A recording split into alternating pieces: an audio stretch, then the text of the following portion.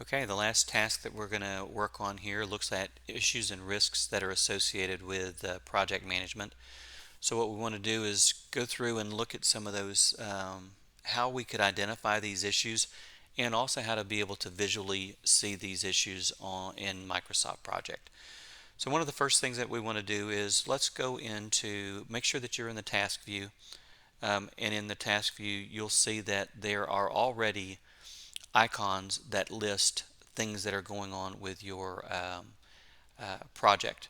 Issues that will pop up. As a matter of fact, if you hover over them, the little red icon here says that it's over allocated.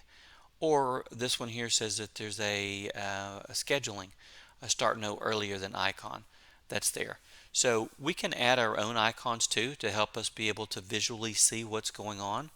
When we do that is if you look at step 2 on your instructions for task 8, if we go up to the project tab and under the project tabs click on custom fields, fields come in, click on whatever the top one is for you to be able to get to. I'm going to go ahead and call this progress, which is going to tell me, what is the current progress of this. So now that I've finished that, I can go down and click on lookup. And in the lookup section, it says that it's asking me for different values. What are the values that I'm looking for in progress? So it can either be on track, or it can be behind schedule, or it can be blocked. So once these are on there, we have those as our 3 chances of things to occur. However, typically what's going to happen is our default is going to be on track. So if you highlight on track, use a value from the table to set as the default, that's going to be our default. Okay, so there, that sets us up. Now we can go ahead and click close. I'm going to let you catch up for just a second. Okay, now that you have those in there, make sure that you are back at the custom fields. If something happened, you can go back here and click on it. We're working on progress. Let's look at our graphical indicators. Okay, so graphical indicators, let's say that for our on track,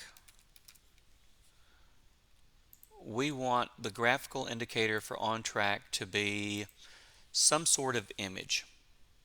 On track to me is a happy thing, so I'm going to put my image as a happy face. Okay. Again, I'm going to put equals here, and our next one to put in is behind schedule. Behind schedule is not a good thing. It's not a horrible thing. We can recover from it. So let's just go ahead and put that icon. Let's change the color even. Uh, and then finally, the last one that we have is the blocked. And blocked, once again, from project management means that something's happened, we can't get to it.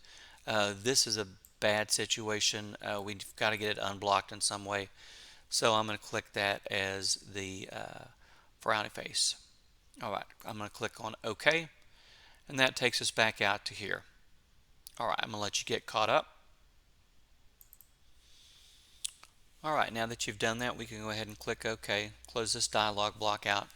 However, we have these new icons, but they don't show up anywhere. So let's go in up here to the task mode, and I'm going to right click on task mode, and I'm going to insert a column. When the column comes in, let's go down and let's find our progress. Okay, so progress is in here. So we now have a progress track. Let's go into project tracking, because right now our tracking is in good shape. If I left click on progress, I can click that it's on track, and my smiley face shows up. Okay, you could go through here now. You could identify ones that have a problem or whatever else. You can add whether it's on track, behind schedule, blocked, whatever you want it to do. So I'm going to let you do that. So now we have another graphic indicator showing us whether something's on track or behind or whatever else. Another thing that you can do here is you can also add notes to any one of these tasks, because sometimes things pop up that you need to be able to put a note in here for yourself. So let's say that for publish the general plan, that what you're really waiting on is you're waiting on the CFO to schedule a meeting with you to answer some critical questions. So I've left clicked on the task, make sure that I'm on the task tab, and over in the information section I can either click on information or I can click directly in notes. Let me just click on information first just to show you how we can get in there. And whenever I click on information section, I can click on notes from here, and from here I could add waiting on CFO to schedule meeting. Okay, and I can click on OK. The minute I've done that, we'll see that now that there's a little icon over here that says I can't get to it until that becomes until I can get information. I can also give myself a blocked task there too that says this is not a good deal. I need to be able to figure that out. So I'm going to let you catch up on that one. Again, we're still talking about issues and risks. One issue that often does come up when you're working on a project is something will come in and completely shift your schedule. The CEO could have to go on some sort of emergency paid time off, and it's going to take and delay everything, and they just tell you we need to delay everything a week.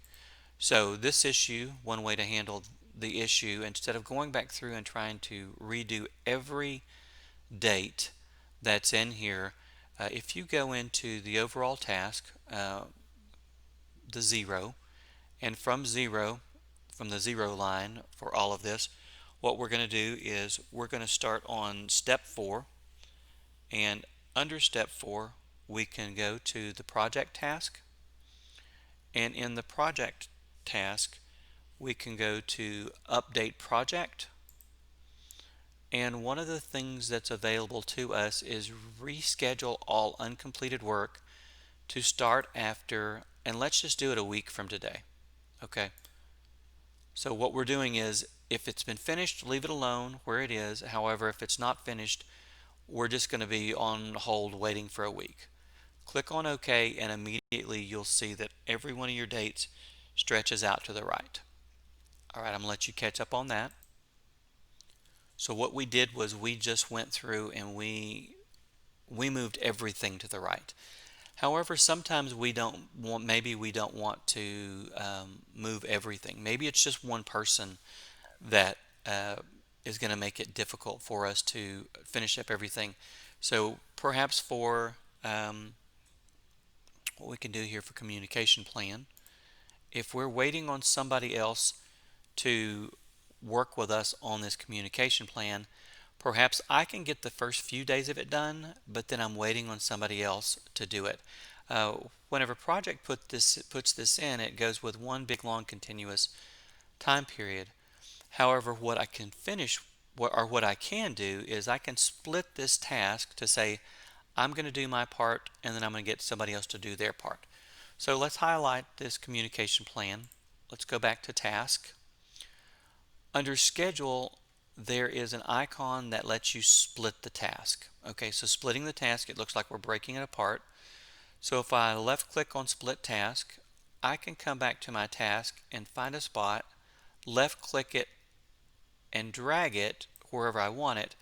And so you can see now that I'm going to finish my part here, and then I'm going to allow somebody else to finish their part later on. All right, I'll let you catch up on that piece as well. Okay, so we finished up that piece. That's going to take us to the very last step, step 6. And step 6 says that sometimes we are going to have those risks that we know that are associated with this task. And those risks can be anything like availability of critical material or critical skills or some sort of untested technology that's going on. But we know when we get to that task that there really could be a risk that's associated with it. So what we want to do is we want to be able to identify these things and be able to track them as well. If you make sure that you're back in the task setting and you drag your bar across to where you can see add a new column, one of the things that we can do from this add a new column, and you've done this before, but let's go down to this flag area. Let's pick flag 1, because what we want to do is we want to say that there's a hazard. Is there a hazard associated with this task? So from here, let's right click, instead of just calling it a flag, let's go to field settings, and then let's call this hazard. Whoop, spell it correctly. Now, from our new thing, we look at each one of these and say, is there a hazard associated with it? This will allow us to go back to and through each and every one of our tasks and say, is there any hazard associated with any one of them? Maybe there is for the kickoff meeting. Maybe there's a risk that that's associated with it. So now I click on that and I have a new icon. So, all right, that gets you through, shows you a lot of the different things that Project can do for you. You need to get in, you need to get a project of your own, get it up, work with it, play with it, but at least now you can see that you can really do a very professional job managing a project. You know all of the concepts now associated with project management. You have a tool that you can use to work with to get you to the point of managing it. And you can also be able to copy these and put it into other professional documents that you'll be sharing. So thank you very much for taking your time to do this. I appreciate it, and I hope you've learned a lot.